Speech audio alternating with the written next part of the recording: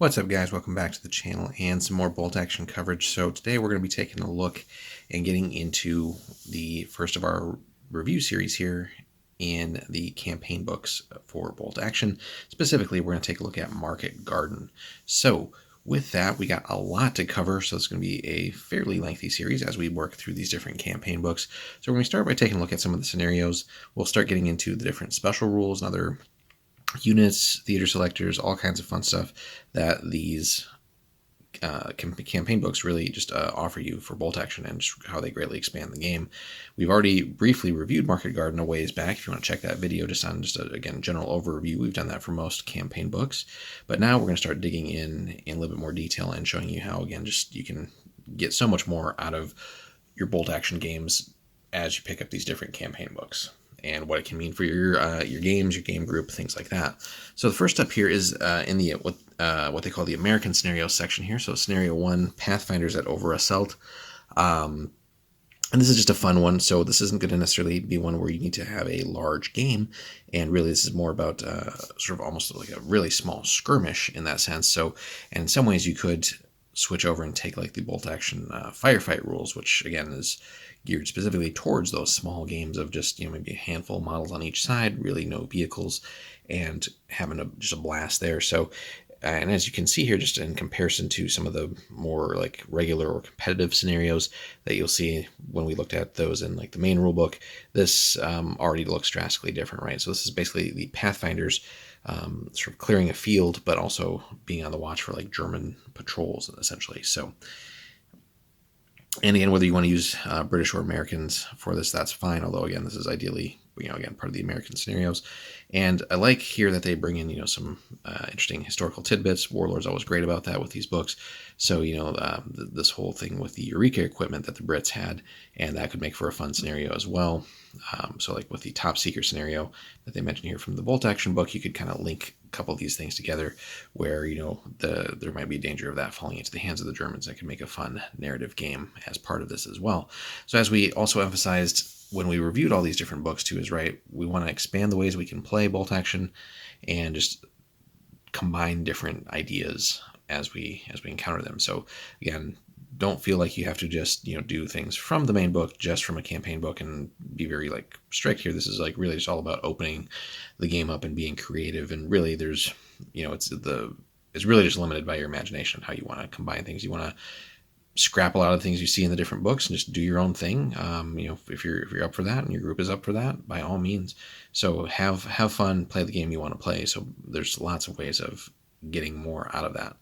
So here, again, this is essentially the Pathfinders establishing a sort of a drop zone before the arrival of the transport aircraft, and again, kind of being on the lookout for some different German patrols, so smaller scale here. So we're going to be right back. We're going to get into the nuts and bolts of the scenario here. All right, guys, so we get into the details here for the scenario. So the American player is going to have just 3 order dice, 1 for each of 2 6-man teams for protection, and then 1 for the 6-man specialist group carrying the Eureka set. All the teams, not just the specialists, are assumed to carry ID panels and smoke canisters, which, like the Eureka set, must be laid out within 12 of the center of the table. Again, we'll reference the special gear and stuff here in a separate series of videos for this book. So just make sure to have that knowledge when you're setting this kind of scenario up. Again, assuming you're playing the scenario right out of the Market Garden book. The German force, by contrast, contains 2 5-man patrols in turn 1, which seems like, hey, the Allied forces definitely have the advantage here, but they're reinforced by another 3 patrols in turn 2, and then 4 more patrols in turn 3. So, just very quickly, things will get out of hand for the Allies here. Each patrol consists of 4 privates with rifles and a junior NCO with an SMG. 1 order dice per patrol. So, again, Americans will have that little bit of advantage on turn 1, or the Allies, but then things rapidly get out of hand here as the Germans bring more and more patrols into play here. Setup area is simply an open field surrounded by woodland, so again, you don't have to play on a large map for this, so certainly something smaller like 4x4, 3x3, or other just smaller sizes can and should be used here, right? Especially given the smaller number of models involved too. However, since no field is really utterly flat, so it should have some smaller hills, lower level hills available if possible. Then the low hills should be at least 6 apart and not larger than 12 by 18. Deployment wise, the game starts with the 3 American units on the landing zone. Their precise location should be randomized with the sticks rule. Again, we'll cover that in a separate video. Like all other airborne landings, the initial German patrols start the game at diametrically opposed corners of the north and south edges, with reinforcements joining at the opposite corners in turns 2, and then any point on turn 3, as again like more German troops would be aware of what's going on, so they're just going to start coming from all directions, basically to try and eliminate you. The American objective is to set out ID panels and operate the Eureka set. The German objective is to prevent them from doing that. Very simple. So each unit starts the game on the table. The 3 American teams and then the first 2 Germans can be given any order. Game duration, so the main drops and landings were scheduled to take place just minutes after the Pathfinders hit the ground, so the duration of the game is limited to 4 turns overall. So again, those last German patrols will show up on 3 and then have 1 more turn to do stuff, basically. So victory. So to secure a decisive victory, the Germans must prevent the Pathfinder team from having the panels or the Eureka deployed at the end of turn 4. The Germans can deal with the panels by simply picking them up, which they can do simply by contacting them with an advance or a run order. Lifting the panels does not require specific activation, since it just can be done on the run. The American Eureka team must be stationary for the whole of turn 3, but can still operate the set without passing an order test, however many pins they have collected. The successful deployment of just 1 panel or the Eureka set is basically an American victory. So, if you're the Germans, you're definitely going to need to take all those things out.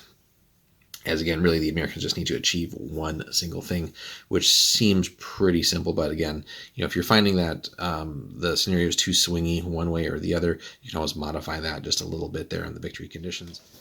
So some other ways to modify the scenario, certainly again, weather conditions, other related things like that, playing around with some of the force availability here, maybe on the German side. So maybe dropping off a couple of patrols and maybe getting something like a like a Kugelwagen or other light vehicle, just to again mess with the way the scenario can play out and what the Allies have to withstand.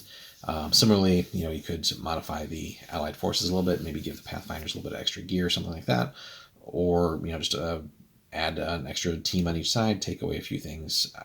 Just again, lots of different ways to modify it, should you find again that it's kind of always playing out the same way. So overall, pretty fun way, and again, just something a little different here than a typical big battle. So this is just kind of a very small affair, which anybody really could throw together pretty simply. It's not really going to require all that much for either the Allies or the Axis player. Terrain wise, even very simple, just basically mostly open field, some trees to surround that on the perimeter. That often can be the hardest part, just having enough trees for things, and then just some low level hills to round things out. So pretty cool overall. Let us know, guys, if you've tried this, and if not, what do you think would be the challenges for you in pulling that off? And do you typically just want to go for like the big battles? Is that your thing? Have you tried these just very small, simple games? And something like this honestly sounds like you could probably knock this out certainly in less than an hour, and maybe even get a couple games in during a day. This is another one, too, that could be linked as part of a campaign, right? So, you could play this scenario multiple times as part of a campaign, and just depending on who wins what, that can determine sort of next stages of a campaign. So, the more Allied successful landings, that will maybe affect availability of units in subsequent battles, or if the Germans can prevent things, maybe that just limits the Allied forces a little bit more for other future battles in a linked campaign. So much fun stuff to try. But hit us up in the comments, guys. Let us know what you think. Like and subscribe as always, and we'll see you in the next one as we start working our way through Market Garden.